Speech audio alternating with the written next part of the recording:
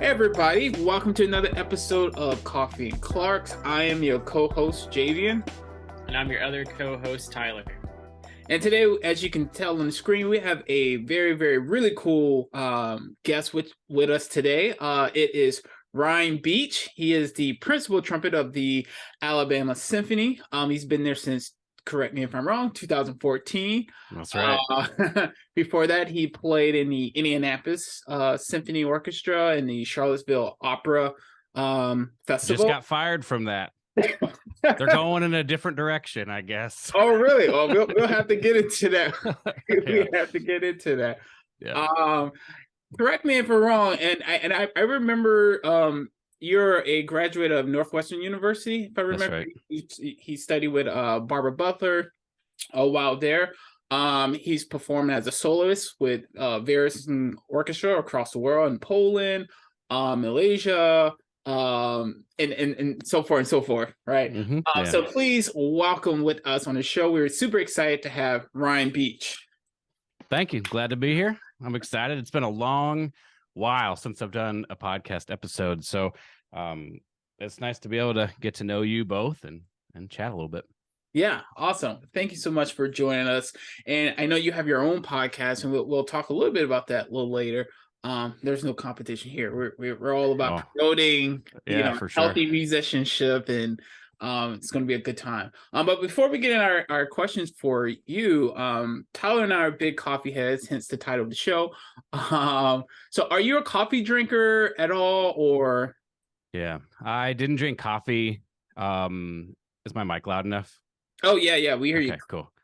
I thought I was peeking it a second ago. Just anyway, yeah, I didn't drink coffee until I became a parent, and then it was like, not that I was losing sleep. It's just I just started drinking coffee because I guess that's the thing you do. I do like coffee. I'm not crazy about, you know what I mean? I'm not like, I'll drink kind of whatever is available, generally speaking. Right now, we usually get our stuff from Costco because it's pretty good value. You know what I mean? I think I'm drinking the Starbucks Winter Blend right now. Nice. But like I said, usually it's I'll wake up in the morning later than I want to usually, and then I'll work for a while. Like right now, we're not at work, right? We have a break until New Year's Eve, and then we'll have a show. And so when I have free time like this, I'll do like video projects or obviously like practicing and stuff like that. And usually I'll wait like a long while before I eat. And so I'll have like 2 or 3 cups of coffee over the course of a couple of hours. And that's usually enough. And so it's become sort of like if you could call it a ritual or a habit or something like that, but coffee seems to be a pretty significant part of my day these days. So yeah, that's where I'm at, I guess. Fair enough. I support that. What about you, Tyler? What are you drinking today? So my brother's in town. He lives up in Nashville, so he brought a bag of beans from Nashville. It's called Eighth and Roast Coffee Company, and this one is from Ethiopia. And it, as far as like the flavor notes, it's definitely fruity on the fruity side. So it's got a lot of blueberry in the flavor, which I do like. And then some of the other flavor notes are chocolate and lemon zest.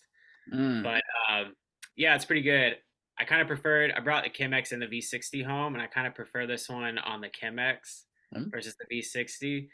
And then I also have a bag from Bold Bean as well right now that I'm trying out. So I'm going back and forth. And then yesterday, I think I paired both of them together, just trying to like do different things, I suppose.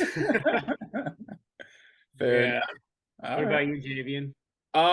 So I went out to Sacramento maybe about a month ago for a concert, and I always go to like the local places anytime I'm in a different city, just to try out the local, not just like local coffee and beans, but also local beer places as well. But I went to this coffee shop called Camellia Coffee Roaster. And I got their Earthroll blend, which is like a blend of Brazilian and Ethiopian beans, and it has kind of like this, kind of like yours, but it's like dark berries and like, as they describe it, like chewy caramel. It's actually really good, believe it or not. It's really refreshing. Has a really cool bag, but I really like the coffee shop. If you're ever in the Sacramento area, you should definitely check them out. They have a lot of different choices, and they actually have like good stuff on their menu. Really, really cool area of it's kind of like a hipster section of Sacramento. But really cool place, really cool coffee shop. And it was very fresh. So that's what the guy behind the counter like recommended to me. So I was like, all right, let's do it. So I normally do like the single origins, but I was trying out the blend. It was actually really good. So yeah. And like you, Ryan, like my ritual every day is like, it's like when I do my morning routine, my first practice session, it's like I have to have like a cup of coffee next to me, or it doesn't like feel right at this point. Yeah, yeah. Yeah. So that's become definitely a ritual for me for a while now. So yeah, I have to clean out my trumpets quite often because I know there's probably like some caffeine in there, some residue. But anyway, so Ryan, getting into some of our questions we have for you. How did you? I know it's kind of a cliche of the question, but I'm actually quite curious. How did you get into music, and did you know this was something you wanted to pursue, or did that come like much later in life? Yeah. Took some notes here, so forgive me as I read just to make sure I don't mess it up. Music is running my family. My dad played the trumpet, my grandpa played the trumpet, my great grandpa, I guess, directed sort of like a military band style or concert band style thing in their town. So it's kind of run in my family, but I'm the first one to do it professionally. And I started on the sax. I started on the violin actually, because where I grew up in Lincoln, Nebraska, and there were string programs when you're in fourth grade, and then in fifth grade you could choose a band instrument. So I played violin, and I don't know, I was fine. It was fine. It wasn't my thing, but it was fine. I don't feel like I was super good at it or whatever. And then when I got in fifth grade, they let you try out a whole bunch of different things. Of course, I wanted to play the drums, but I couldn't do. There's some sort of like rhythmic thing that they wanted you to try to be able to do, and I couldn't do it. And so they were like, "Well, you can't play the drums because we need someone who has rhythm." I was like, "Great, that sounds awesome." And then I wanted to play the saxophone. I think mostly because I could actually make a sound on the instrument, and my mom encouraged me to try the trumpet because it ran in our family and we had a trumpet at home. I think it was my dad's trumpet from when he was in high school. So I picked that up and I could make sort of a decent sound, like right out of the gate. It wasn't sort of like, sometimes when kids first pick it up, you have that very buzzy sound where it's like kind of tight. I don't really have that. And then I took lessons the summer after, I think or maybe it was, I don't remember exactly when I took the lessons, but I ended up liking it. I guess I ended up like taking to it. And so then it was like this thing I was like good at, right? Or at least for what I felt like I was doing pretty well. So then it became this enjoyable thing of like, this is the thing that I do that allows me for people to look at me and say, yo, he plays the trumpet. That's awesome. Like he's quote good, right? So it became part of my identity. Once it becomes part of your identity, it's just like, that's the thing you do, right? So I really enjoyed the trumpet. I wasn't thinking professionally for a long time, like you do when you're a kid. But I remember, well, there's two events that happened. The first one was, I think, after my junior year of high school. It could have been after my senior year. I can't remember. I think it was after my junior year. There was this jazz band concert. The Nebraska Jazz Orchestra played this thing called a concert that was titled Trumpet Madness. It was just tons of trumpet soloists and stuff like that. And I was like, that's really cool. Like, I think I would, maybe if I could do something like that, that would be awesome, which is ironic because, I play in an orchestra now and a jazz band concert's what got me going. But that was sort of a shift I made. I started to take the trumpet a lot more seriously after that point, the senior year. So then I auditioned for some schools. The one school I wanted to go to, I got like the maximum amount of scholarship possible, and it was like not very much. And it was very expensive, so I couldn't go there. I auditioned then I was like, well, I'm not sure what I'm going to do. There's the UNL, the Huskers, if anybody's football fans knows about that school. That's where I was going to go. And then in April, I got the guy I bought a trumpet for. I bought a Monet trumpet when I was a senior in high school, which is crazy. I bought that trumpet, and then obviously, like a high school kid who's going to buy a Monet trumpet, there's like a level of like you're somewhat serious about what you're doing. And so that his name is Mike Thompson. He's really good friends with a guy named Mike Anderson, who teaches at Oklahoma City University. Mike Thompson, they're very good friends. They used to gig together when Anderson was in Nebraska. And he told them about me. I went down in April to audition, and I got a good scholarship to go there. So I ended up going to OCU. And then I think around my sophomore year, could have been like the end of my sophomore year, I remember talking to Anderson, my undergraduate teacher, and he was like, "What do you want to do, like with your life or something like that?" And I was like, "I'd love to play in an orchestra." And he's like, "Okay, well, you're gonna have to like get to work, right? Like that's the thing you want to do." So it was around that time that I think I was listening to tons of Chicago Symphony, tons of New York Philharmonic, just like the big brass stuff. I was becoming inspired by that and thinking, well, I think I would like to do that. Also, I think I was fairly influenced by the fact that when you're in school, you get to do it with all of your friends. And so if I could do this, if I could do what I'm doing right now and get paid money, that would be the dream. And as anyone who has a job now knows, it doesn't end up quite like that. Although there are aspects that are really awesome about it. Anyway, so then, obviously at that time, it's still a great school, but with Barbara and Charlie at Northwestern, that was definitely one of the places that I applied for and pushed really hard to get into. I did get into Northwestern, and then, I studied with, I don't know if everybody knows how it works. Or at least it worked then at Northwestern. They each had their own studio. Charlie and Barbara had their own studios. And so I studied with Barbara, and then I had access to Charlie. And then every year, the very last lesson, you would switch. And I was at an audition my first year. And the second year, we were at like this barbecue. I don't know if you can hear stuff. They're like fixing an insane hole outside my house. There's construction. It's crazy. So if you hear anything, that's what that is. Anyway, so I didn't have much exposure to Charlie other than when I went to him and said, "Hey, I'm getting ready for this, or I want to play this for you." And he was always willing to do it. But I had most of my time with Barbara. Well, that's like the next question. We'll get into that in a second. But yeah, it became pretty serious. And then I got the Indianapolis. I won the audition for Indianapolis while I was at the end of my second year of grad school.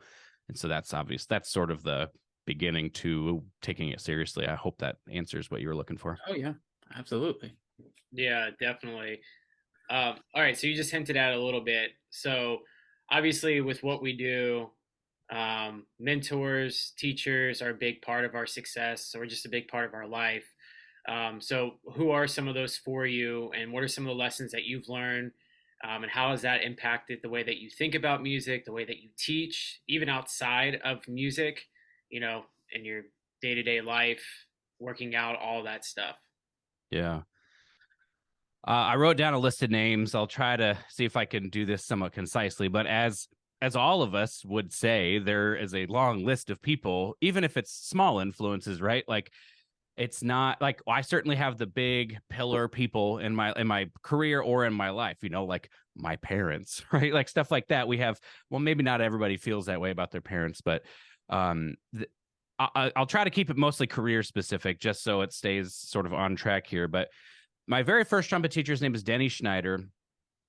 He was the principal trumpet of the Lincoln Symphony, and he wasn't really taking on students at that point. Like he had taught at University of Nebraska at Lincoln, but he retired. And so I was one of his last students, and he just like let me figure it out, like explore, right? Like I remember when I first started, I would take lessons like every like 6 months.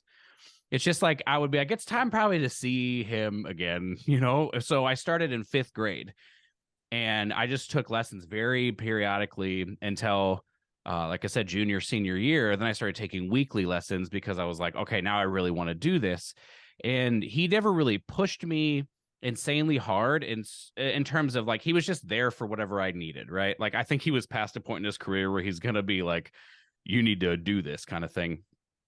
And that was awesome for me because it helped me develop like a pretty intense level of internal motivation, right? Like once I was like, this is what I want to do, nothing was going to stop me, so to speak. You know what I mean? And so I have to mention him because he's the one that got us started. Michael Anderson at OCU, he studied with Denny Schneider. So it was sort of at UNL. So it was sort of like continuing that part or that style of teaching. Anderson, he taught me above all that like the musical impact is the thing that matters the most. So if you play really well, I remember I was in a lesson with him once and I played the Honegger, the opening of the Honegger, and it went really well. But he's just like, I can't just let you get away with just playing well, right? Like it's got to say something, it's got to mean something. There's got to be it's got to fit some sort of musical storytelling. And I probably the thing I like the story I remember the most. I don't remember if he would remember this or not, but I was going to NTC my junior year. Like I didn't even know what NTC was until my junior year, right? I was sort of like I didn't know anything when I was younger. And so I applied. I think I applied for NTC my sophomore year, didn't get in. And then I applied for NTC my junior year and got in with Rustiques. And so obviously I'm stressed about going to NTC and all that stuff. And he was like, what is your goal? Like, what is your goal at NTC? And I was like, to not completely, blank the bed when I'm on stage. And he was like, ask me what my goal would be. And I was like, what would your goal be? And he said, to tell my story, right? To say what I have to say. Now, at 19 years old, I don't know how much, or 20 years old, I don't know how much I have to say, but that statement imprinted on me, I feel like. And still to this day, I'm constantly thinking like, and I've certainly gone in and out of that, right, through various like stages of development. But I think now, especially, I'm really trying to dive into what do I want to say, because I feel like I have the skill now to back up saying almost whatever I want to say, if that makes sense. So I think when you're younger, it's hard to say what you want to say because your skill isn't developed enough to just take a breath and go. So I think that comes in stages, but that's pretty impactful. Barbara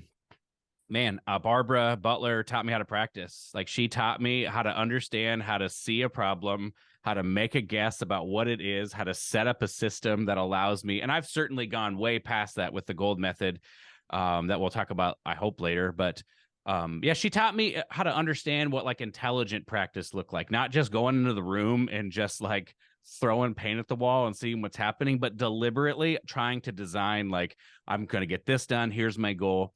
And then also, interestingly about Barbara, she has so much success doing the thing that I wanted to do, which was placing people in an orchestra, that there's like a level of buy-in and a level of confidence that you get by her just saying, you're ready. Like, I think I lost so much of that when I stopped studying with her because I didn't have her saying, you're ready. And I've like, that's where the gold method, I mean, we'll get there, but that's what the gold method came from, is it's like my attempt at developing a system where I can confidently walk into a place and say, I'm ready, for better or for worse, right? Because with her, I was just leaning on her to say, you're good to go, you're ready. And when I left so I was relatively successful in auditions around them, but I haven't been since then. Because I think that's a huge part of it, is I think I lost the work ethic and the way I was working when I was with her. That's a side thing. But she taught me how to practice. Charlie Geyer taught me what just like incredible musicianship looks like. When you listen to Charlie play, especially at that time, you just like, it's like he was telling a story. Like you could hear it. And it was so varied. Like the sound would be I wasn't ready to understand that at that point, but it was kind of mind blowing when I would play something like Shostakovich's second movement, the muted lick from the second movement of the piano concerto, and then he would play it and you felt like you were more there, right? That was like kind of my first exposure. And then the next level when I was ready to hear that was when I heard the Boston Symphony guys, and especially Tom Rolfes at Tanglewood. There was one class I remember. So there were two classes like this. One of them is actually on YouTube. Maybe you've checked it out, or maybe people listening have seen it. But it's sort of a class where we play something and then they coach us and then they come sit in and they would play. It was by far the most educational thing because we could do something and then we could hear them do it and be like, oh, that's the differences between like how they would make something sound right in the hall versus what we're doing. But there's other class was just like the one that's on YouTube, but it wasn't recorded. And I remember we played Shostakovich 5, the opening of the fourth movement, and then some stuff from Daphnis and Chloe, and then some stuff from Sibelius 5. And I really felt like I had never up close heard somebody like Tom Rolfes make such different sound worlds. Like it was like completely different, right? And like when he played Shostakovich, it sounded like his trumpet was going to blow up. And when he played Daphnis and Chloe, it was super light and delicate. Like it was almost as if there wasn't a through thread of like, this is Tom. It was like whatever the music was. It wasn't quite that far. I don't want to make it too much hyperbole, but you get what I'm saying. Like so that became, and then especially his articulation, and that sent me on this like 10-year journey of trying to figure out how do I tongue like that, but that's another thing.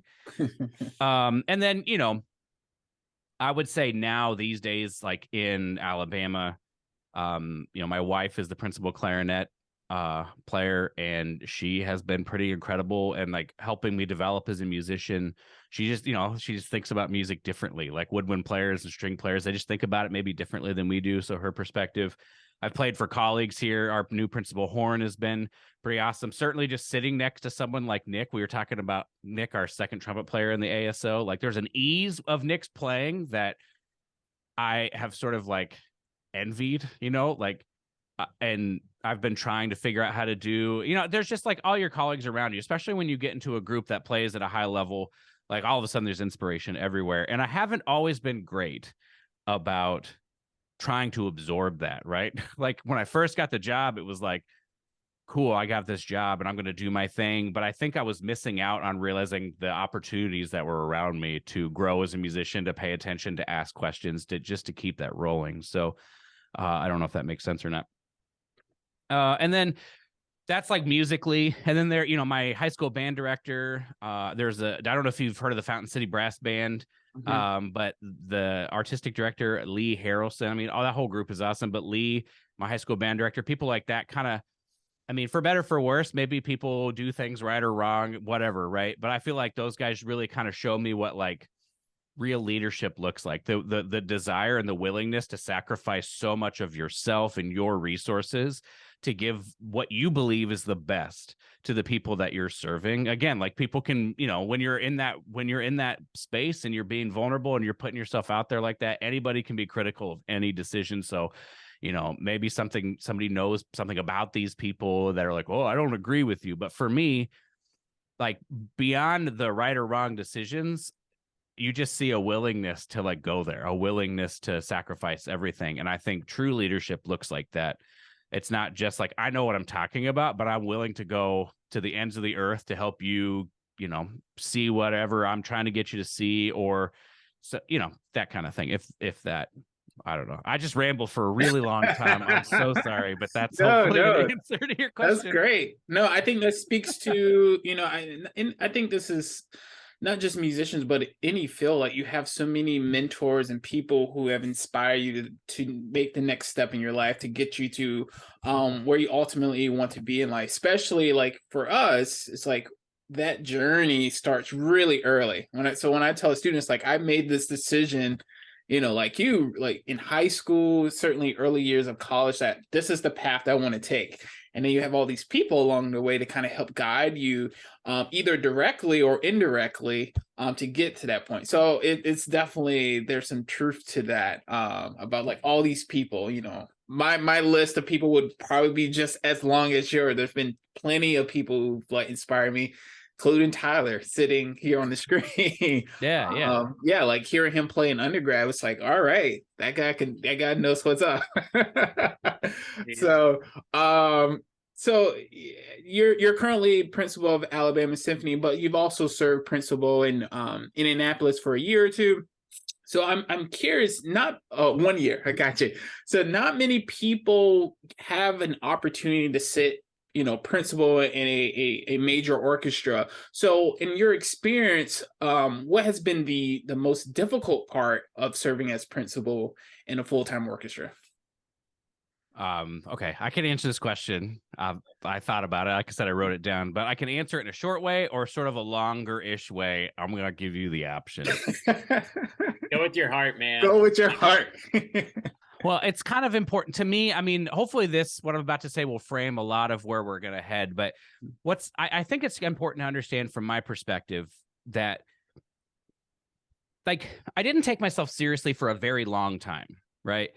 As a professional. Like I played the trumpet well, and I sort of just rode that, if that makes sense. So when I would show up to something, I would play well, and then I wouldn't really try to embrace the other aspects in terms of either leadership or in terms of even like preparation. Sometimes I would just say, this is good enough. Like, because I'm not concerned. This is actually such an important thing I've realized recently, but I wasn't concerned with being my best. I was concerned with just being like basically as good or better than what was around me.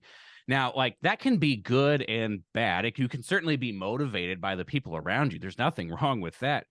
But it's not, in my opinion, the right mindset to hold, as opposed to you are constantly pushing where you're at, because that can just be a lifelong thing. And like if your environment is what makes you motivated, that's great while you're in that environment. And then when you leave that environment, it can be hard to motivate yourself, right? So that's important, because when I first got the job, it was just like I was just concerned with like, am I doing the job? Like, am I playing the notes? Am I like not messing up too much, right? Like stuff like that. And I think, well, I'm just going to read what I wrote. It's understanding it's just more than playing notes. Like, as weird as that sounds, it took me a long time to understand that, right? Because I just didn't take myself seriously. So I was like, whatever, I'm just going to play. It's going to be a good time. And I understand now that not taking myself seriously was basically a defense mechanism, right? Like if I didn't expect too much of myself, then if I failed or if things didn't go well, it's like, well, I didn't try as hard as I could. So it's cool, right? This is a thing Barbara Butler talked about on the podcast episode I did with her. And so it's taken me some time and some self-reflection, some spiritual growth, all those good things to realize like, A, I need to take myself more seriously, and B, I need to actually step into the role that is being asked of me, the role that I'm in, not the role that I want it to be, but what the role is, if that makes sense. And so basically I'm like a musical leader, right? That's pretty obvious as principal trumpet. So it's not just about, can I play the high notes? Can I not miss any notes? But it's, am I prepared to play the right style? Am I prepared to do it the same way every single time? Am I prepared to back up why I'm doing what I'm doing? Am I prepared to like know my part well enough that I can be listening? And basically like one of the hardest parts of the job sometimes is you're trying to help navigate, like, you know, some stages are hard to hear across, right? So you're trying to help navigate. This is what I'm hearing from like the concertmaster or the strings, and this is what I'm hearing from the percussion. And it's basically like I try to be like a lightning rod, so to speak, or like a lighthouse. You know what I mean? So it's like you're trying to navigate all that and then place what you're doing so that everyone can kind of swirl around you, but at the same time not make it sound easy and effortless, right? And so that certain level of skill and like consistency is required to do that. But then understanding that if that's what's being asked of me, then I need to actually step into that role and try hard, and not just like rest on the fact that I can be, quote, I have enough skill that I could just sort of relax and do a good enough job. But rather, a good enough job is not the point. The point is, what is the very best I have to offer? And I think just in general in life, I have tried to adopt that mentality on everything that I do. Not just like, I mean, obviously there's times where you're going to say, well, I don't have enough time, or I don't have the energy to do the absolute best I can. But with most things now, I'm saying not what is the thing, you know, how much am I being paid to do this thing? Or like, how much do I care about this thing? But rather, I'm going to do the very best job I can do in this particular situation, because that's just how I am. That's just what I do. Not like I've convinced myself, but that's just my being, right? Right? Does that make sense what I'm saying? So Yeah. like it was the shift. So for me, that was the hardest part of the job because of where I came from, right? Not necessarily because it's hard. Some people may not struggle with that because they have that figured out and their struggle will be something else. But because it was hard for me to take myself seriously, because I just wanted to like have a good time, you know, and like we can do that, but it's more fun it's more fun for everybody when you're doing the thing you're supposed to be doing, and it's easier for everybody. So that was kind of where I landed when I was thinking about that question, and you know what the most challenging part for me has been in terms of growth is just like actually saying, this is what the job is being asked of me. And like these people that care about me that are trying, like my wife especially, and she's like, it's so funny, she'll hate that I tell this story, but you know, I like succeeded to a pretty decent degree, right? Like in my career. And we were talking one time, and she just said to me, like, imagine what you'd be capable of if you just tried as hard as you could. Like she said that to me, and it just like changed, like something shifted. And like, I don't know if I don't know what it means to try as hard as I can, you know, but I do think now if anyone, or if you guys or people, whoever's listening, we've all heard people say you should try as hard as you can, right? Like try your best. Well, I think it's important to understand that your best is like one step away from too much, right? And so sometimes your best is going to ask as much of you as possible. Like, it shouldn't necessarily be a comfortable feeling to do your absolute best with something. And so for like the greater majority of my career, becoming the very best I could at the trumpet should be the main goal, right? Until you've developed enough skill where maybe your efforts look different there, and then you can maybe start doing other things that you may be interested in. But yeah, doing your best should ask a lot of you, and I was not asking a lot of myself to respect my time, my colleagues' time, what the job is, all that kind of stuff. So that was probably my biggest struggle. Wow.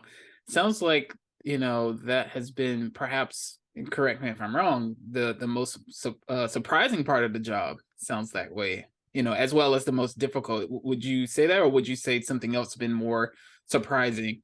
I'd say the most surprising part of the job is it wasn't like school. You know what I mean? Yeah. Like, I was ready for it to be like school, and it was a pretty rude awakening when it was like, all these people have lives. Like, this isn't like, this is one thing that they do.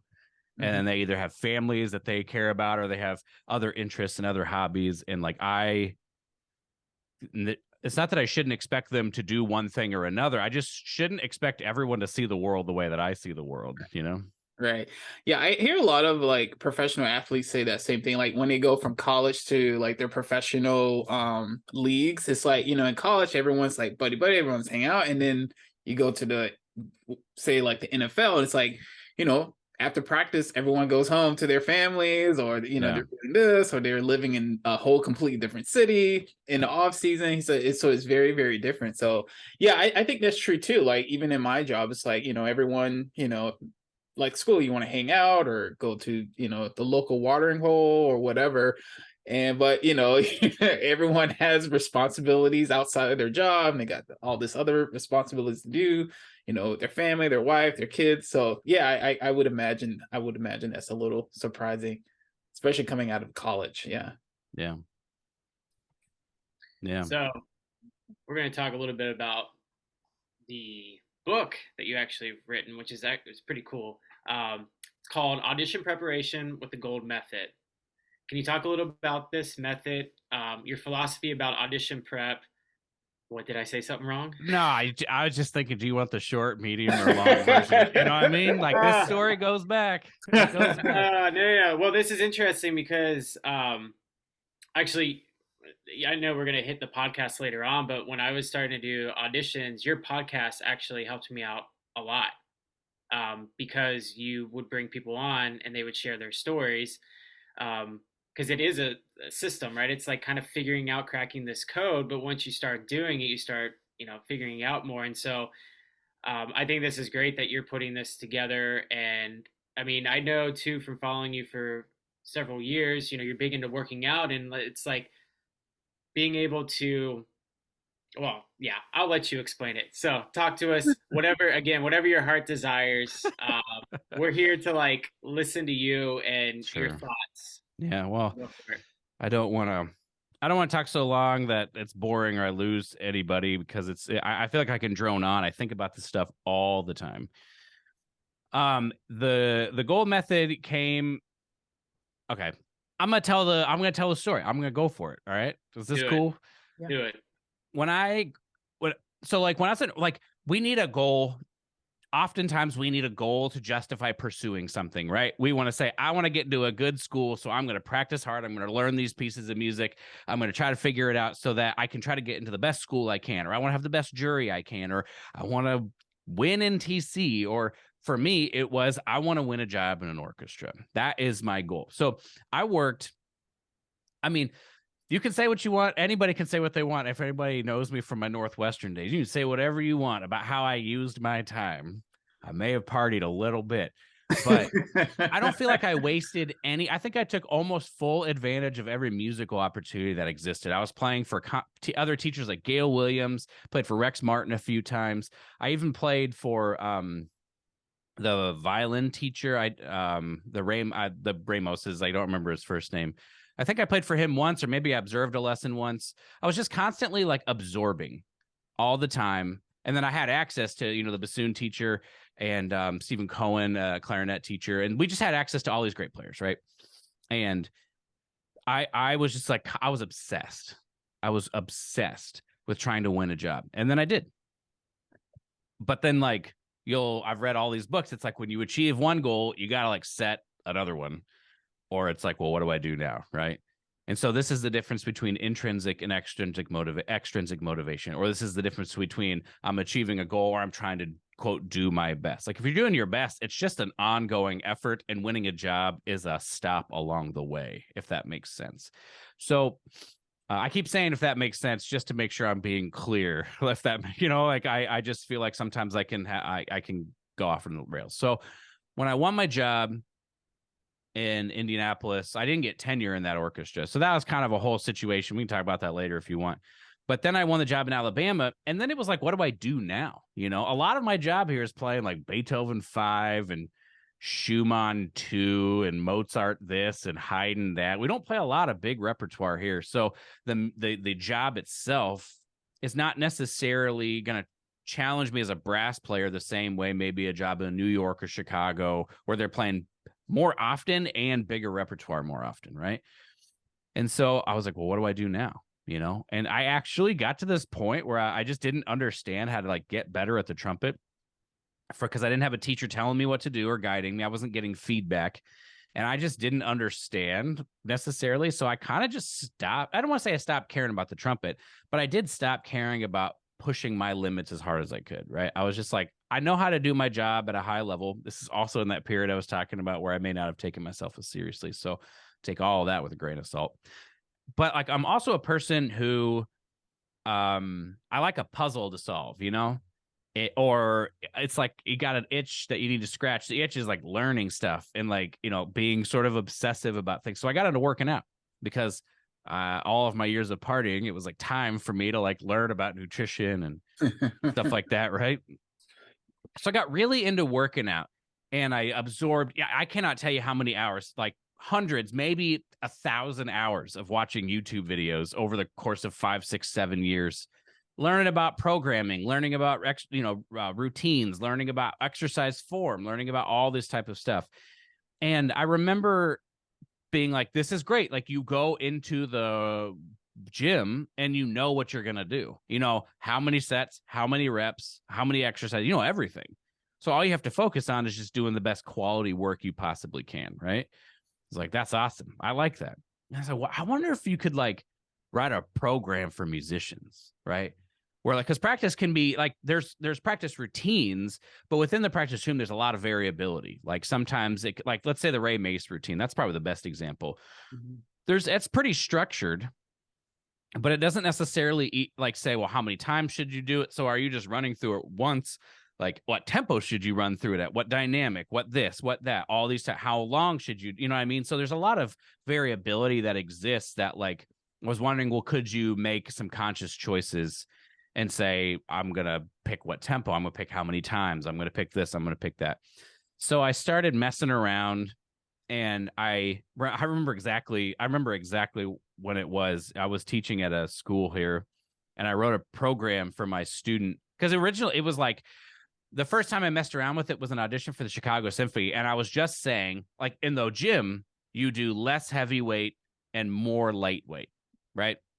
So like heavyweight, you kind of test if 1 rep maxing is your goal. Heavyweight can kind of give you a stimulus that's similar to that. So you can kind of, your nervous system and your body can feel that. And then lighter weight, you can do multiple reps and try to dial in like perfect technique.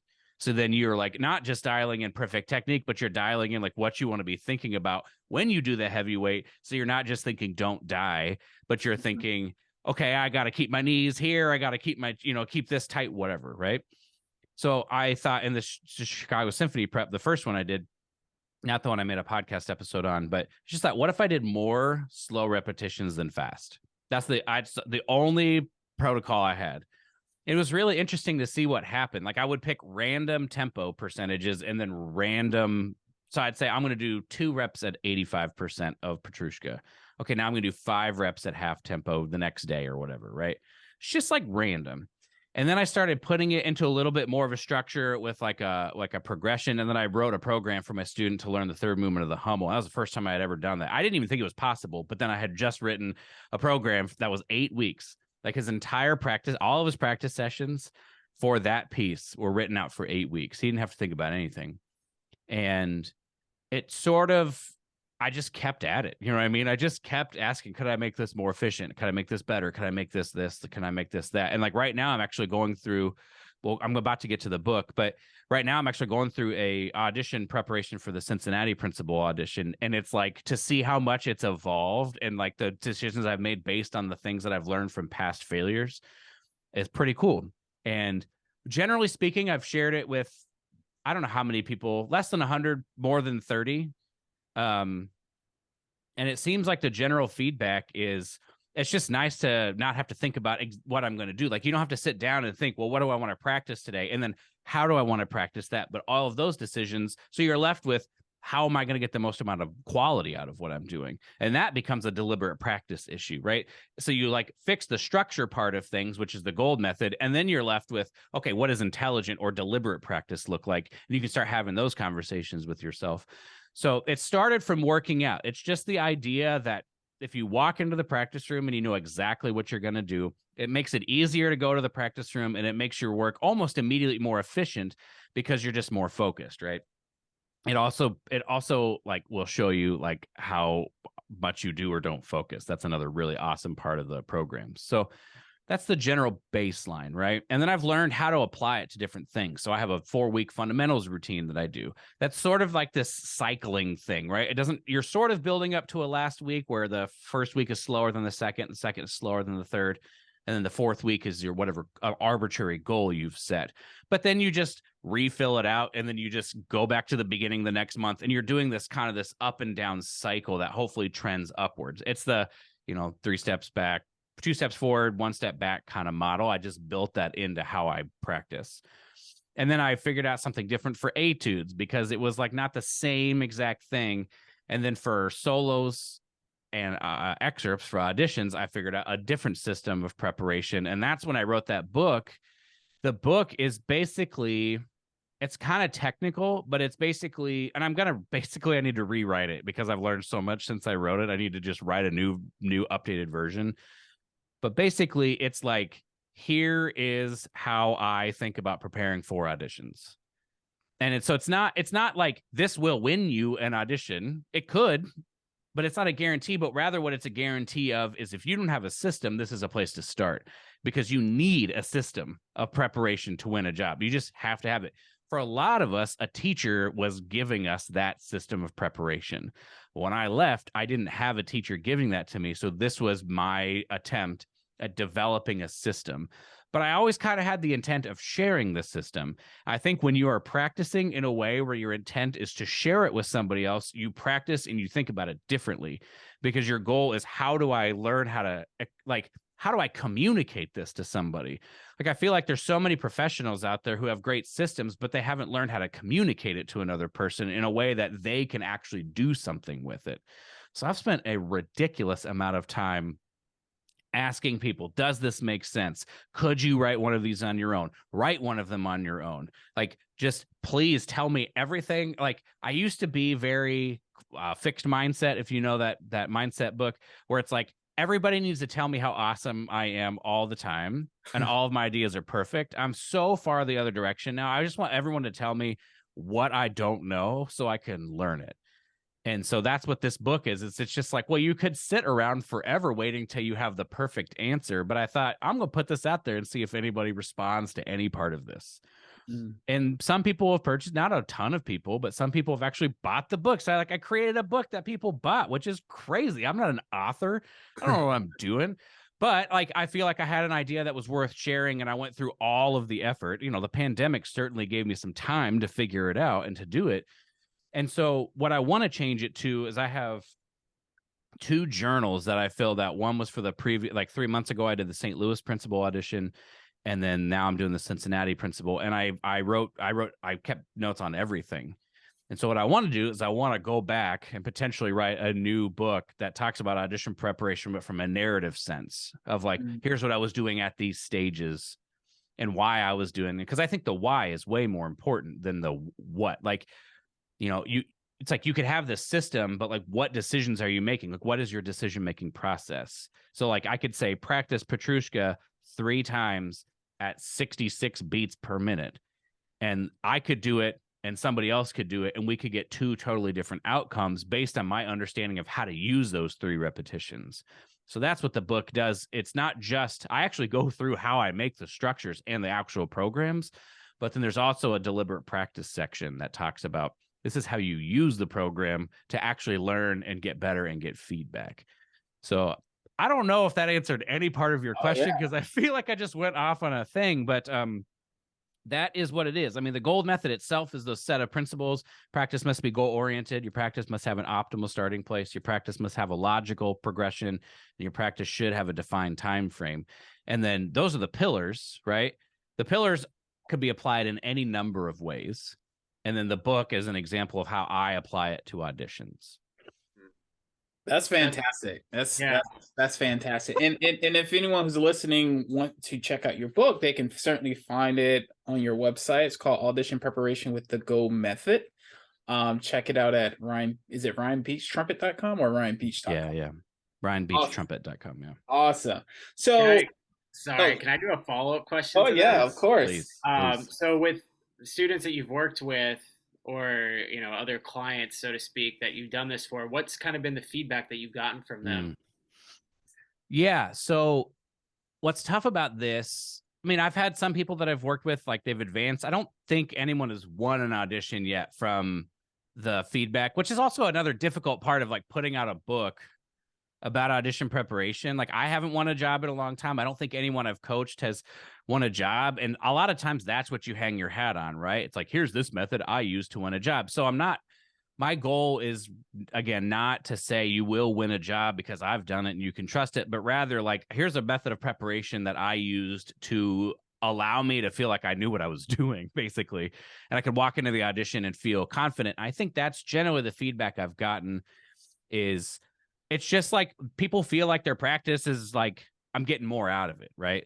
Like, there's still a whole bunch of other things to figure out in terms of your mindset and trying to work through whatever demons somebody might have. But I generally get the feedback that it's like, I feel more focused. I feel like I'm more on track, which is the sort of like the structure part of it, right? And then, I hope that people feel empowered, that they can make their own plans for certain things and go about accomplishing whatever goals. But yeah, I'm teaching at UNA, North Alabama, Joe Gray, he's just got too many students. And so he asked me if I'd help out. And so the feedback I've gotten from them, I put them all on fundamental routines. And the feedback I got there was just, like for the kids that are doing it, because I think that everyone's busy, or maybe some people, don't buy into it the same way, but the kids that have done it, students that have done it, I think they just see that like the small progression, if that makes sense. Like, it's not like where things are way different, but they can see that they've actually improved upon the things that they set out to improve upon. I think if you can prove to yourself that over a period of time you can get 5% better, then it's just a logical leap to say, well, what if I did that 20 times? I'd be 100% better, right? And like, that's where we get into like these small but sustainable jumps, rather than I'm going to try to learn this thing as fast as I possibly can, but rather it's just like, I'm just going to show up every day working towards this goal. I'm going to leave enough time for me to actually work on it. And then I think they just see that when they're dedicated towards being disciplined, I guess, there's small progress, and I think seeing progress is exciting. So, like I said, I don't have any like this thing won me the audition yet, but I'm still trying to figure it out. Yeah. And I think, a lot of people want to see they end game it, right? So they're like, oh, if I do this, then this will happen. But in this case, it's one of those things where it's like, this is a great place to start. And then of course, with anything else, you refine as you go, like, and you make tweaks. That's part of life. That's part of whatever you're doing, especially within music. And so I think it's so great that you're giving people a starting point. And then what you mentioned, feedback, like feedback is so important, having that. And I was thinking about too, I was like, man, you ever think about teaching? Because like, well, I mean, just so many people are lost, right, when it comes to this, because it's like, how do I get better? It's such a big question. And you have an ability to break it down and simplify it for people, again, to where you take out a lot of the question marks and allow them to focus on their mindset, or what their focus of attention is going to be on when they're in the practice session, which is where, like you mentioned, Nice now, buzzword there. Focus of attention. That's a yeah, good buzzword. I like that. because now they can go and practice, and it's like, okay, through this rep, I'm going to focus on this. For this rep, the second rep, I'm going to focus on just this, and it's like getting into deeper work, right? Mm-hmm. Deeper practicing, not just like, all right, flip open a page, let's see what happens. Yeah. So, yeah. so there's a few things I want to touch on what you just said, if that's okay. The first one is what you said is exactly right. It's just a starting place. I'm not trying to pretend that I have all the answers, but I am trying to pretend that if you have no system, this is a good good place to consider where to start. And what you said about refining the process, like everyone who's won an audition has developed and refined a process. Like, you know what I'm saying? Like, it's not like somebody just, I mean, some people will have success right out of the gate because they maybe have a teacher and they play in a certain way where they prepared well and they were what the committee wanted. But if you talk to guy, Chris Smith in San Diego, if you talk to someone like him, like Chris is constantly like thinking and refining and getting to a place where he's taken a lot of auditions and he's had a lot of success in auditions. And it's a constant process of like adjusting to what's going on. Like I want to give the people the ability to say, I understand how to put this together so that whatever's going on in my life, I can develop a system that's going to allow me to pursue this goal while I have these. It's not like I can only pursue this goal if I have all the time in the world. Like right now, I got a lot of stuff happening and I'm still preparing for Cincinnati, right? And that's what I want other people to have. But you're going to have to go through this process of refining things, right? And I think if you imagine you basically have to be, this is an unfortunate reality, you have to be willing to burn a few outcomes so that you can fail and figure things out. So if you look at it like your first audition as, here's this system that I got from this book, I tried it out, and then I go to the audition, I'm going to see what happens. There's going to be some things that go well and some things that don't. So then you say, okay, next time I do it, I'm going to keep doing the things that went well, and I'm going to change whatever I think what caused those negative outcomes. I'm going to try to change something to address that. And then you do it again. Within like 5 auditions, you're going to have a pretty good system. Yeah, absolutely. Right. And then it goes back to this whole growth mindset that you mentioned. And then just constant feedback of like, it's almost like you're a scientist in the lab. Okay, this worked really well. Let's just try this. And again, you have to be okay with failing because that's the only way you're going to see if something works or doesn't. Yeah. So you have to, that's why I mean, like winning a job, if you're looking at, I'm trying to develop this system that's going to be the best for me, or I'm trying to be the best I can possibly be, it's easier to swallow saying I failed at this audition versus winning the audition is the only thing that makes it worth it. Right. Because if you fail, if you're saying the only thing that'll make me feel like this was worth it is winning the audition. If you fail, you'll feel like it's not worth it. If you're thinking, I want to develop this system and I need to take an audition because that's where I'll figure it out. Like you said, like a science experiment, failing just means you have data. Like scientists, they don't get bummed out. I mean, I'm sure if you fail for like 20 years trying to figure the thing out, it can get frustrating, but failure is a part of like learning in the scientific method, right? And that's interesting. So you said another thing, the scientific thing. My friend Jason Haheim, he's the timpanist in the Met. I don't know if you know who Anders Ericsson was. He wrote the book Peak. He's the one who coined the term deliberate practice. Jason was actually going to work with Anders Ericsson on creating like science experiments on like practicing in musicians to figure out some actual data about what are effective methods of practicing deliberate practice. He used to be a scientist at a nanotechnology company for like 10 years in Chicago. And then he like started pursuing auditioning and won a job as in the Met. Right. Yeah, and so all that is his definition of deliberate practice is the scientific method applied to music. Right. When you start thinking about your practice sessions as I have a problem, I'm going to hypothesize a solution, and then my practice is just figuring out those solutions. It's very different from if I just show up and practice ARB and I'll get better. Like you're thinking I have problems. Now exercises are ways to exploit figuring out where those problems are. And then you can record yourself and say, well, what do I think is going to fix this? Most students don't have a depth of knowledge to say, I know exactly what's going to fix this. That's why you have a teacher. Your teacher has that depth of knowledge. So it's not like the teacher is the only thing that gives you access to growth. You can begin to do that at any point in time. It's just if you don't have the depth of knowledge to immediately identify the solution to a problem, you go to someone who's solved those problems, which is a teacher. Because I feel like sometimes in school we think my teacher is the only way I can get better. That's what I described with Barbara, right?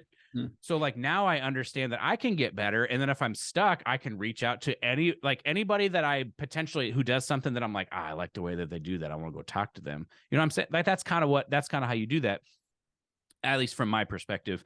And then you mentioned something about focus. And I think it's super, super important we touch on this because basically focus is the gate. It's like the gateway to learning, right? Like I've listened to the Huberman podcast, if you know Andrew Huberman. So I've listened to that a lot. And we don't need to go into the whole thing, but basically if it's so important to understand that if you're not focused when you're learning, your brain is not actually like learning, right? So like, I'll give an example of how I practice to show how focus plays into this, right? So right now for the Cincinnati audition, I have a whole list of excerpts that I have, like a whole program for 2 weeks. And so it'll say like promenade, and then it'll give me a tempo. So I'll record that repetition at, let's say, 92 or whatever. And then I listen back and then I write down in my notebook, okay, this articulation was this, or this note was a little, or the octave was like not in tune or whatever, right? Promenade from Pictures at an Exhibition, if anybody's not aware. And then my next repetition now has a very specific focus. And my next repetition, and at least in this prep, is like 20% slower. And so I will record that repetition. And then if I need to, like, let's say it's the octave is out of tune. Well, I'll pull out my tuner, I'll play the low note, play the high note, try to get that octave in tune, maybe play a few notes before it. That's where you do the isolation thing, right? You're going to try to isolate the problem. And then I'll play that second repetition and record it, the one that's slower. And now I'm trying to put it back into context. So what happened was I identified a problem. I isolated it to find a possible solution. I put it back in context to see, did that solution work?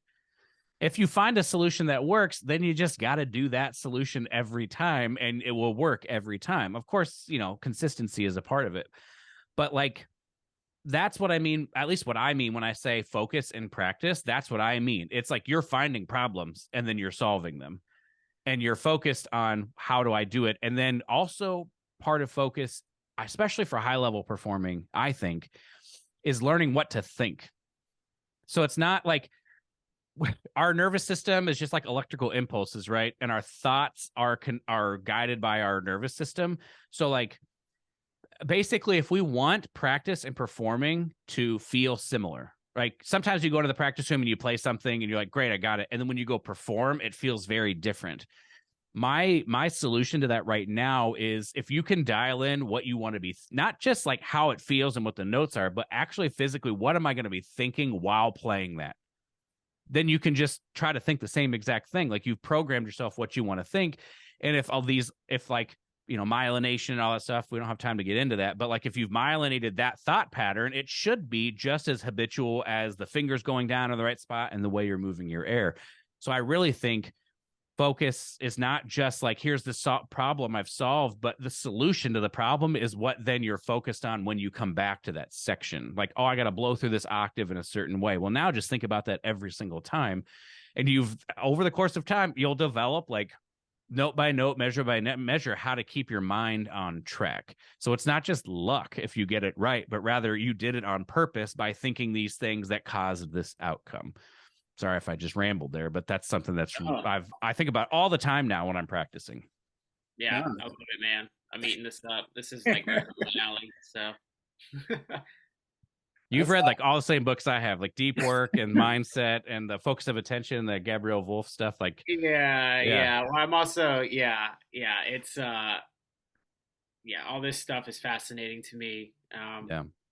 Because it's getting into the science of it, and I think that there's a lot of times we're guessing at what we're doing. And so now if you can have factual scientific things that have been studied and it's like, no, this actually works. Like your body's like, if you do this, like your body will react in this way. And I think that's really cool because it's like, yeah, you can train it to do what you want it to do. And like you mentioned too, it's like, cool. My focus of attention was great for 2 measures at this thing. And now it's like, you got to work deliberate practice, right? To get that to 4 measures, to 6 measures, to 8, you know? And that's why we practice slowly too, right? That's why we practice slowly, not because it makes it easier, but because we can think about more stuff. Yeah. I was talking. Go ahead. Oh, I was just gonna say slowly and within reach, right? So it's Yeah. nothing. Yeah, it's like all like in your wheelhouse for the most part, right? And then there's probably a percentage that's kind of out of reach or like right at the edge. But yeah, exactly. Yeah, I was talking to, so my son plays violin, and it's a struggle for him as a musical instrument. He's like 10, so it's a struggle for him. And I was trying to relate it to him and help him understand. So when we do math problems, he comes home and he's like, I gotta do my homework. So I ask him the math problems, and then he does, or spelling, right? Spell this word. So for a math problem, I might say 72 divided by 6. And he sits there for a second. I have no idea. Is that 12? I don't even know. That, and Not he's like thinking about it, right? And then I was like, so when I ask you a math problem, like you can stop and think and then answer. In music, you can't do that. Like in music, it's all happening at the same exact time. So if you don't know what the notes are, if you don't know what the rhythms are, if you're trying to play it at tempo, generally speaking, it's hard for you to do that because you can't stop and think. So when we slow things down to like an atrociously slow tempo, it's like you're almost stopping and thinking for like every single note that's happening. Now, when you understand like sort of the order of operations of what you should be trying to establish in any given practice session, if you can just understand the music that you're playing, it makes learning it way easier. Mm-hmm. So I think people try to learn the music without understanding the music, if that makes sense, right? So it's just like I'm practicing it and I'm going through the motions and I'm doing this thing, but they don't have a deep understanding of the rhythms and the notes and how they're going to do it. So to me, there should be a period of where it's generally characterized by slow practice at the beginning of learning something, not to learn it, but to say, I now understand everything. So as I speed it up, I'm speeding up something that I have like full command of. I just can't, I don't have the coordination of skills yet to be able to do it at the faster tempo. It's the same thing as doing lightweight to dial in perfect form, and then saying, now that I understand the form, as I raise the weight, I'm still focused on keeping that same form. That's the same kind of concept. I like it. Yeah. I could go on. I told you I could go on. That's awesome. Well, just the kind of change direction of conversation. As a working musician, and you know, you're also doing some teaching. What do you think is the greatest or one of the greatest challenges facing our field of music as a whole? It's a great question. I love this question. I think about this question a lot too, obviously, for the reasons that you described. It can feel like classical music is a dying art form, right? It can feel like people are, it's like only, gray-haired people are showing up, and the youngins don't care about it. I don't think that's necessarily true, but I do think relevance is the greatest thing we're facing. And it's just because like in the 70s, there were, for the sake of argument, there were like 5 things you could do on Friday night. And now there are like 600 things you can do on Friday night because all the streaming platforms and all the other different types of art and all the other different restaurants and bars and everything that have opened up. Like we're competing for people's attention, which is what any business or any entertainment industry is doing. And I think at least this is just my opinion, but I think that we have relied on assuming people will care about orchestras just because they should or because we want them to, without understanding why should they care? Like, why? Who cares if an orchestra dissolves? How would you answer that question, Javian? That's a good one. I think traditionally speaking, I think people think that because it's like this idea, like if something has always occurred, it will continue to occur because we've always known it and seen it to be that way. Therefore, it will always continue to be that way. So I think there's this idea that, oh yeah, orchestras will just always be around because society has said so.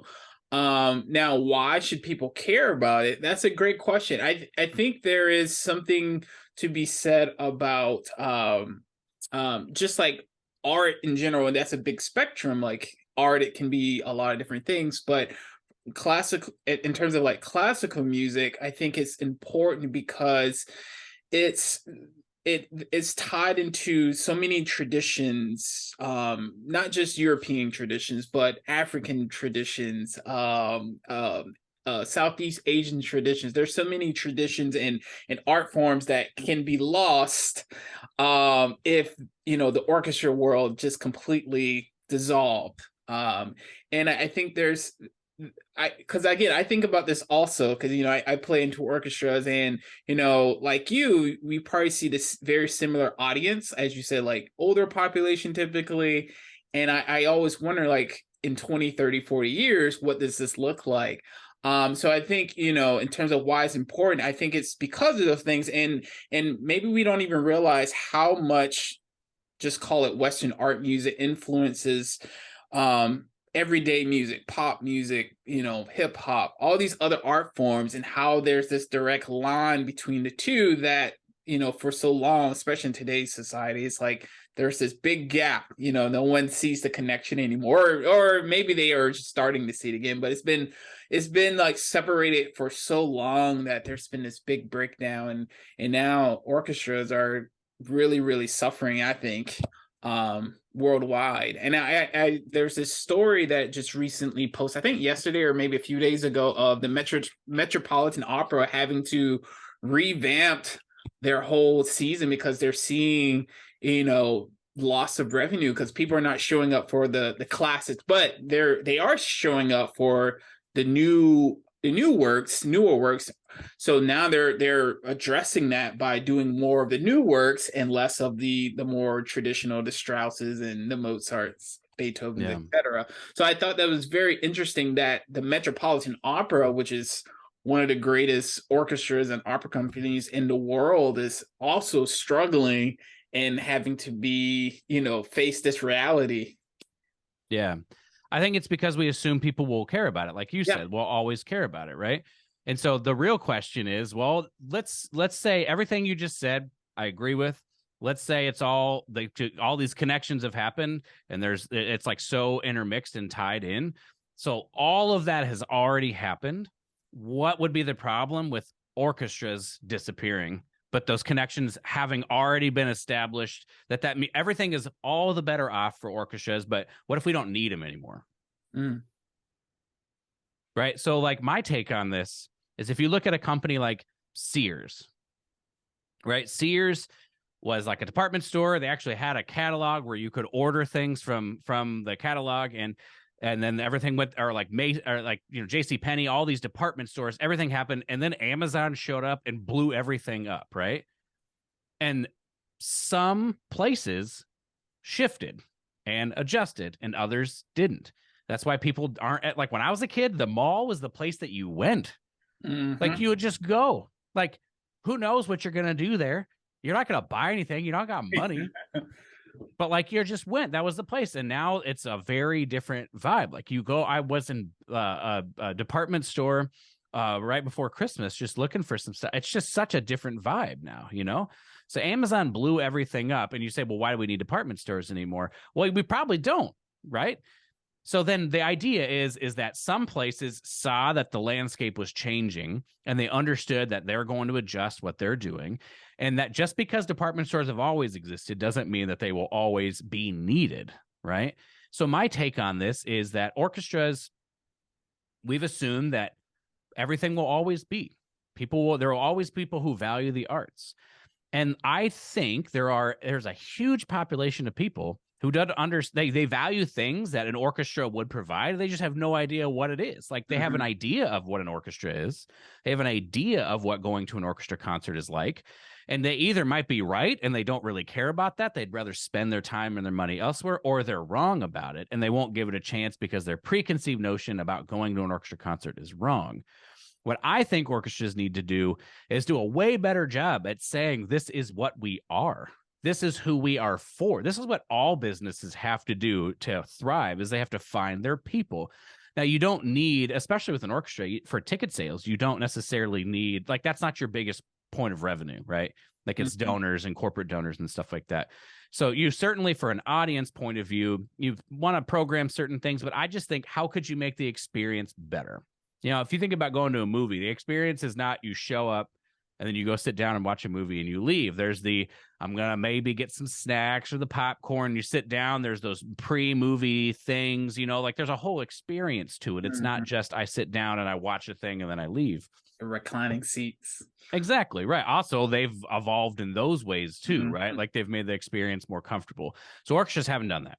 Orchestras have just said, you're going to show up, you're going to listen to us, and you're going to like it. And I don't think I think there could be ways. I mean, I can only, again, speak for myself. Before the pandemic happened, I was doing stuff like going out into the lobby before a concert and just saying hi to people. I was just like, welcome, thanks for coming to the concert. At intermission, I would go into this area called the Patrons Lounge, which I think are like more high ticket, maybe donors, maybe whatever. And I would just talk to people and say like, hey, like I wanted their experience to be, they met a musician and that was awesome, right? Like, could you imagine going to your favorite band's concert and you got to meet the band? Like that would be awesome. I think video and stuff like that should be a more part of the process. You could put videos that show this is what we're doing in education, or this is what we're doing over here. Like, I think there's a whole way you could think about that.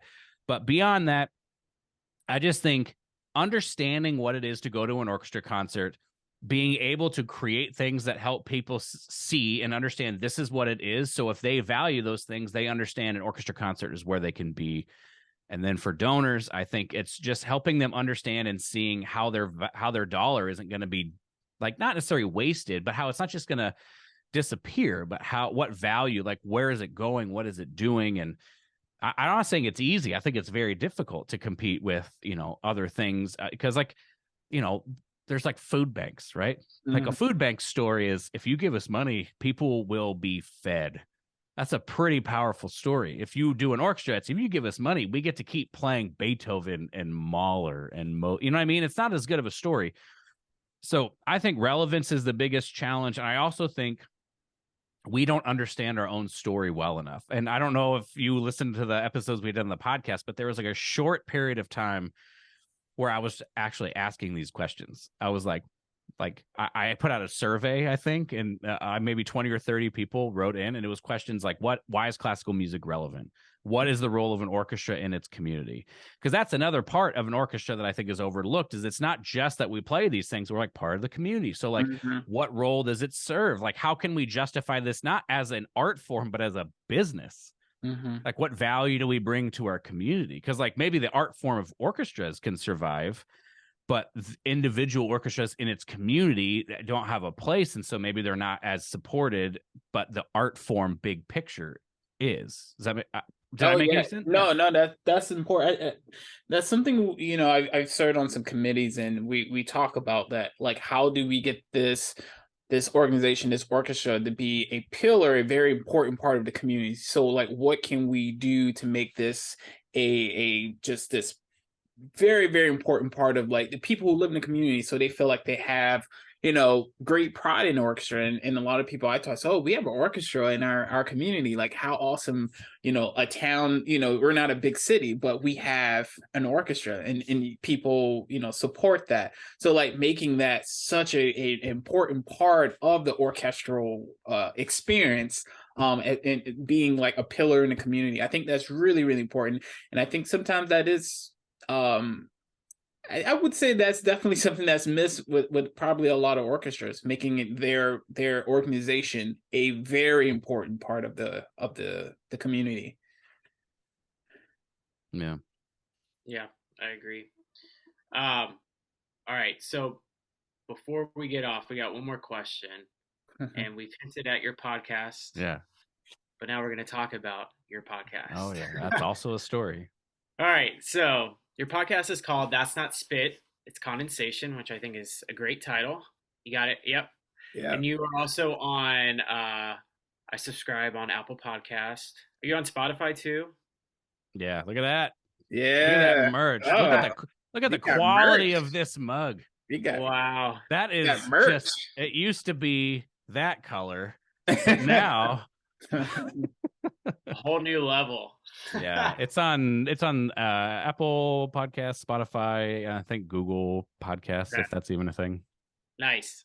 So yeah, tell us a little bit how you got that started, and then obviously, I mean, I know you've probably have learned so much from it just because you're listening to people's stories. Again, I'm a fan of your podcast. It helped me out tremendously, especially as I was trying to navigate through like what audition processes are like. And so, again, there's so many resources out there, but I definitely recommend Ryan's podcast. So yeah, share with us, you know, what you've learned on this journey leading that podcast. Well, it's awesome to hear that. I'm sure it's the same for you when someone reaches out to you or is able to tell you that your podcast or the any kind of content and things you've created was meaningful to them, and like not just was interesting, but actually educational and helpful.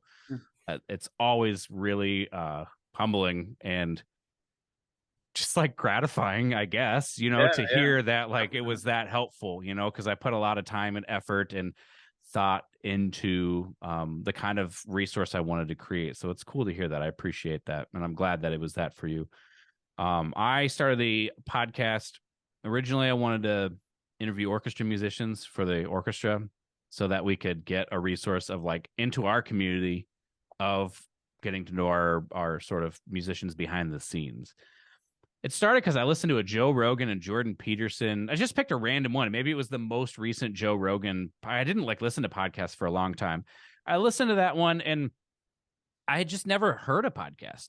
So I was like, wow, I feel like I know Jordan Peterson. Even though I don't know anything about him, I just felt like you could just talk, It was like, I liked that. So I want to do that with our orchestra musicians. And it just didn't pan out. Like I didn't kind of get the reception that I was hoping for. Again, this goes back to, I think, the kind of reputation that developed for me, whether I deserved it or not, kind of hindered the ability for people to support it.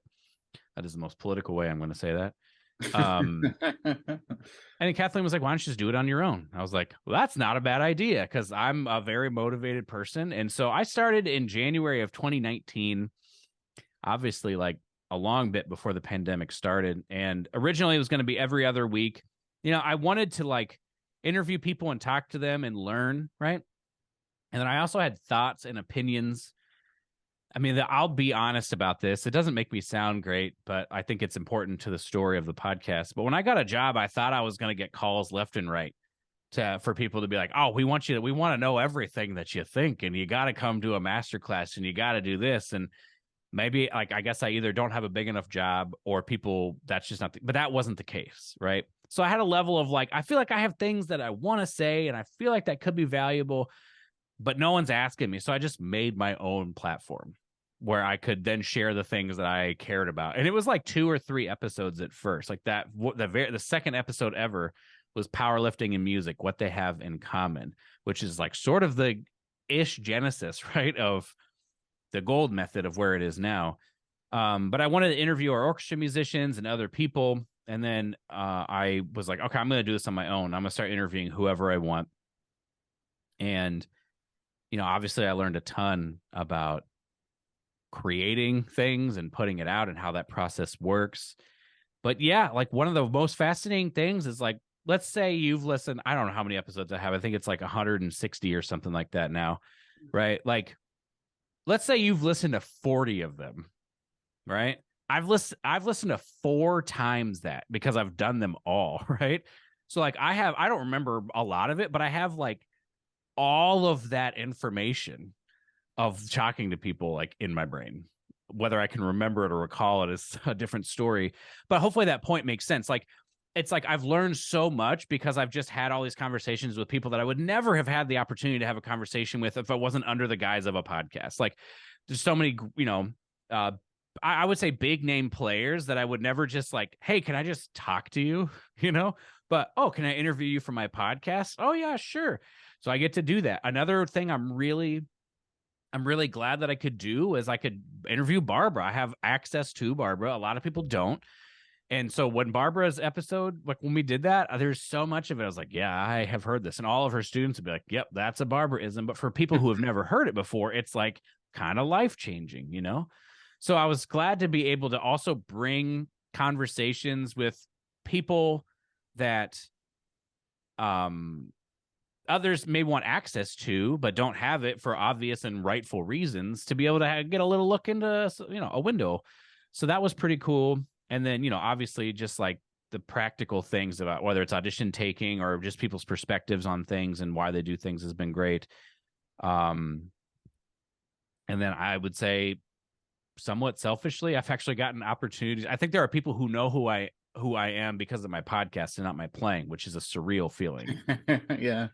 But I think I've gotten opportunities, or the opportunities, my ask has been made more legitimate by the fact that I have this podcast and not just my playing. And so I would say the big thing that it did for me is it expanded my view of who I was or who I am or who I could be, right? Instead of I play principal trumpet and orchestra, that's the thing that I do. Well, now I have a podcast. And now at this stage, I have a YouTube channel, and I'm making other YouTube content for Houghton Horns, and I'm making some videos for our orchestra. And, you know what I mean? Like, it's like, it sort of was the door that opened it towards like, oh my gosh, like I could probably learn to do anything. So like, do I want to learn to do all these different things? Well, yes or no, I can deal with that. But like, it sort of opened the door for that. And it's like, you know, I'm sure part of the reason I'm having this conversation right now is because of my podcast. I mean, I'm sure like I'm sure my position is part of it, but I would have a feeling that you might not know even who I am without the podcast, you know? Like, I'm not sure Principal of Trump of Alabama is on your radar as much as this podcast that you listened to and got value from, you know? Well, funny enough, you know, you don't know this, but I think the first time I didn't meet you, but I saw you was at a NTC. I think you were playing with the trumpet ensemble NTC at NTC. Oh yeah, that was a lot. Yeah, that was good. Yeah, I was there because I was also competing that year, and I remember because you were playing pick. I forget what piece you guys were playing. I was like, Poet and Peasant. It was an awesome arrangement. Yes, that's what it was. And I said, man, who was playing piccolo? He is killing that part because that is not easy. Yeah. So that's when I think that's what brought you on my radar initially, and then, you know, after, you know, Nick won the Alabama job, I was like, oh, who's playing principal? He's like, oh, like Ryan Beach. And I was like, oh, I think I know who that is. And I looked at it, I was like, oh, okay, I remember Ryan. So that kind of put me on the radar. And then, you know, I started watching some of your podcasts, obviously, years later after that. So it's a little bit of, or at least for me personally, like I saw you at this thing, you know, trumpet players is a very small world. I saw you at this thing, and then you started doing the podcast, and you got the Alabama Symphony job. And so that kind of how at least you came on my radar. And I know Tyler's seen a bunch of your episodes of your podcasts.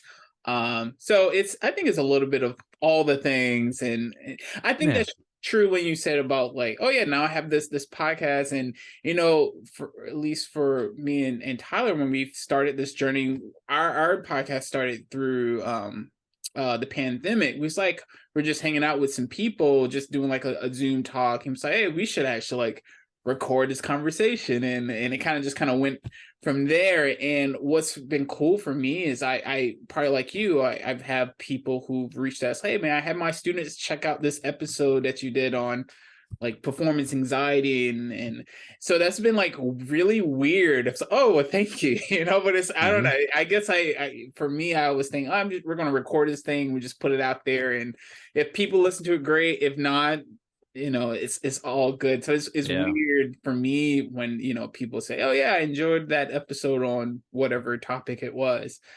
So that's been a really cool experience. Yeah. So I don't know if you're going to jump in, Tyler, but I do want to say too, because if people are aware of my podcast, they've noticed that I haven't posted recently. Like, I basically posted weekly from April 2019 to June of 2022. Wow. I only missed 1 week. So I got pretty tired of calling people or reaching out and like having, you know, you got, as you know, depending on what your level, what your relationship is with it, like you got like, I was meeting a lot of people for the first time, and I had to have a conversation that was interesting enough that people would listen to it. Mm-hmm. It's like a whole different skill set of like really truly listening to somebody else, not just like, okay, cool, but like, okay, I'm listening. Okay, because it used to be I would listen until I got the question I was going to ask, and then I was out. But like recently now, it's like, oh, I've forgotten, like, you know, I'll forget like 10 questions because I'm like actually trying to listen. And so in June, I was like, I just need to take a break. Like I'm going to take a break for the month of June, and then I'm going to come back in July. And I just didn't. So I've only done 2 episodes, and they were just recapping the St. Louis audition prep that I did. So I have no idea when I'm going to come back to it. I felt like it was whenever I had something that I wanted to say. Like I don't want to get rid of the platform, but I'm just not sure what my relationship with it is going to be, long term. I've thought about doing some sort of like 6 to 8 episode series of like, I'm going to interview like college teachers and talk about pedagogy, or to talk about ways that they do or ways they've seen or this or that. Or I'm going to interview, orchestra people, but with the specific, like shorter episodes specifically of like, what's the most challenging, like kind of what you talked about, what's the most challenging thing about the job, to still answer questions I'm interested in. That's always been the through line, is I've always, like, if you listen back to the beginning, I'm asking different questions than later. It's because I've always been like, these are the things I'm interested in learning right now from people. So I might shift that towards like sort of asking multiple people similar things, making not 1.5 hour, 2 hour long episodes. I'm not sure, but if anybody's wondering, that's kind of why I stopped. Nice. Well, we'll definitely be looking forward to that. Whatever journey or whatever path you're wherever whatever it goes. Yeah. So, before we leave off, you've already mentioned that you're preparing for the Cincinnati audition. I love Cincinnati. I used to live there for a short period of time. So I wish you best of luck. Are you working on any other projects outside of that, or? Oh yeah. I got to play the Gregson with the orchestra in February. Oh, I love that piece. Awesome, I do too. man. I'm looking forward to it. Yeah. And then like I've got a partnership with Houghton Horns. They send me like a box of stuff, and then I got to make review videos for trumpets. I don't have to. We agreed to do it. So, sort of always chipping away at that. I've got some projects with the orchestra, trying to leverage the video skills into trying to like create those types of things for the orchestra, because I think they are valuable. And so I've been slowly learning and slowly growing and taking, like, I know you're not necessarily looking for like maybe you are looking for sort of a cap, but one thing I feel like that I didn't do when I was younger that I'm glad I do now, that maybe other people could think about, is I just think there are so many more opportunities that were available to me than I ever realized. I was always waiting for like something to happen and working towards that thing. But now I'm basically like, what I want to do is I want to create videos for some thing. And then, so it's like, well, if I just start creating, right? I'm not waiting for someone to say, what do you want to do about this? I start creating. And then, when other people give you an opportunity to do something, like for I started with my own YouTube videos. And then like this is actually how this happened. I think it's a beautiful thing. I was making YouTube videos, learning about lighting, learning about cameras, learning how all these types of things worked. And then in the winter of 2020, when the pandemic was, we wanted to share some holiday stories or whatever on our orchestra's musicians Instagram.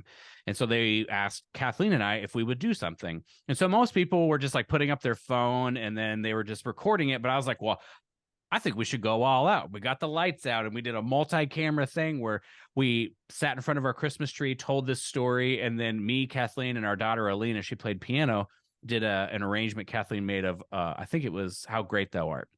And we had multiple camera angles, and like it was like I went through the whole thing, right? And then I did that project. And the reason I did it that way is because I said to Kathleen, our audience deserves the very best that we can give them. So let's go through all this effort. I also want to learn how to do this, but let's go through all this effort. Then nothing happened. And then fast forward like a long way. We wanted to start releasing a newsletter. The musicians, like for the Alabama Symphony, wanted to release a newsletter of our own. And they were interested in audio and video stuff. And so somebody who I had a pretty tumultuous relationship with reached out to me and asked, like, can we go do this? And we talked and we were able to sort of bury the hatchet. So like those skills, like basically, well, we need you and we're going to have this conversation. We would like the skills. And I said, sure. So we sort of like healed a little bit of a relationship, which was cool, whatever. But then I started making these like these videos for the musicians. And I was like, Kathleen, I really think I'd like to do these interview videos. When you see them and there's 2 camera angles, but I was like, but I need a second camera. And she's like, Ryan, you can't just go around buying cameras. They're expensive. I was like, I know, but you know what I mean? So it's like, I want to do this, but I'm not going to wait for somebody else to say, we want you to do this. I'm going to go out and figure out how. I'm going to get a second camera. If Kathleen, she was like, yeah, I get it. What's going on? And we did that. And then this musician thing. So I started doing musician interviews for the musicians of the kind of like what I want to do with the podcast, but shorter. And then I got better and better and better at that. And then I talked to our education director. I said, I think we should do something where we highlight our education stuff, because I think that's like probably the easiest sell for donors. And then she said, yeah, that sounds cool. So I did one project for free. They asked me to do another one. They're interested in working me into the budget for next year, from what I understand. So like, if this story, it's like, I didn't wait for an opportunity to happen. I went to see, well, how much can I do with what I have right in front of me? And then it's cool to see how it's changed and how it's grown and how it's evolved. And like, okay, well, but I think the same thing can exist in trumpet. It's like, what opportunities do you want on the trumpet? Do you want to play an orchestra? Do you want to have this? Do you want to do this? Do you want to do that? Well, what do you have right in front of you right now that you can do? Well, for everybody, it's doing the very best practice that exists, right? That's what all of us have available to us right now. And then potentially playing for other people who are in positions that are where you may want to be. Like in a freelancing scene, or obviously putting yourself out there and taking auditions, not being afraid to do that. You know, this is like, it's just what opportunities, what can you do right now with what you have? And then what does it look like to do the very best you can do? I feel like that's like a mantra I've started to take on. And it's like, there's certainly a lot I feel like the more I learn, the more I don't know kind of thing. But I hope that this was, I just wanted to share that, because it's been something that I think has been really helpful and for me, to like feel like I'm effectively trying to feel like I'm a part of things moving forward, while recognizing I have almost no control over that. Right. That's awesome. Yeah. So anyway, I love that, man. I love it. Almost not having to ask for permission to do things, just doing it and going with it, and then playing the long game too. Like, that's something that I've been really trying to focus in on. So much of my childhood and early adulthood has been like in gaming everything, and just like, okay, hurry up, get to the next thing, versus like, all right, I'm gonna give myself 10 years, with this thing, and see how it goes. And yeah, it's cool to see like what you mentioned, as you apply yourself and do the best that you can with the ability that you have, where it leads you. And it's like this constant, it's like snowball effect, and you keep growing and you keep learning, and it's a healthy place to be in, man. It's really cool. I agree. I appreciate you sharing all that you've shared today. That's what I love about these podcasts. It's like, oh, I've never met you before this, but now it's like I can kind of see inside of like your thought process and desires and things, and it's like, man, it's really cool. It's really cool to see that. I mean, I'm grateful for the opportunity. You have no idea. I always appreciate the opportunity to talk about things that I care deeply about, and it is also great to get to know. I mean, I know I did most of the talking, but it's great to get a chance to talk to you and to meet both of you as well. So I really appreciate this opportunity. Oh, well, thank you. Before we wrap up, we like to, ask our guests, just to kind of change a little change of pace. I didn't do this question. So, as a musician, what if we were to open up your, Spotify or Apple Music or whatever you listen to, what will we find on your playlist right now, or something that you've been like jamming to recently? I don't know if this is okay to say, but like nothing. Oh yeah. Like I don't have any, I don't listen to Spotify that often. I feel like my relationship with music is I listen to like things that I listened to in high school. If that like I sort of haven't evolved past that. I'm sure maybe this will make sense. I'm not sure. I don't know, but I feel like because my whole life is playing music, I don't listen to music that much, I do like I'm like busy doing other things, I guess. Music is not, sometimes I'll listen to like stuff when I work out. If I'm going to listen to music, I don't listen to a lot of ska music, but it's got a special place in my heart. Nice. There's a band called Bayside I'm a huge fan of. Band called Incubus. There's a British rock band, or a British guy named Stephen Wilson, part of a band called Porcupine Tree. Listen to that sometimes. Progressive rock I enjoy. But typically, I'm not really listening to that much music. I know it's kind of lame, but No, I get it. I find myself recently, one of my students like, hey, what have you been listening to? And I was like, you know what? I haven't really been listening to. I mean, I've been listening to some like podcast stuff here and there, but I was like, I haven't really been listening to music recently, which was I at the moment I didn't even realize. I was like, man, that is kind of weird. yeah, right. Yeah. What have you been listening to anything, Tyler?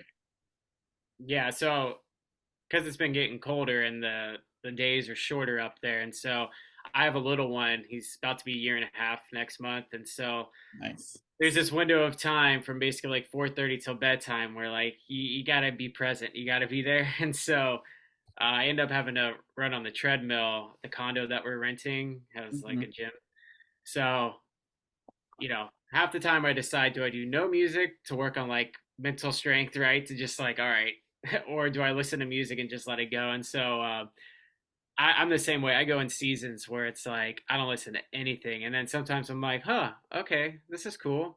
And so I've been listening to, which I guess has been out for like a year. Corey Wong did something with Dirty Loops, Oh Hmm. yeah, listen to that. Hmm. and Yeah. I was like, I remember I was on the like on the treadmill. I was like freaking out. I was like, oh my gosh, this is so good. Like, how have I not done this?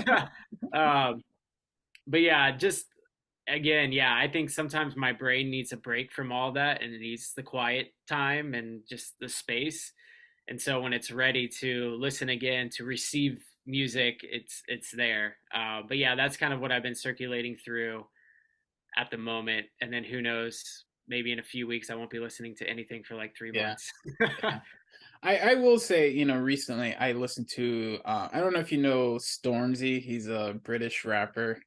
I just listened to I guess one of his new songs he did with Jacob Collier. Well, Jacob did some of the producing. I'm a big fan of Jacob Collier.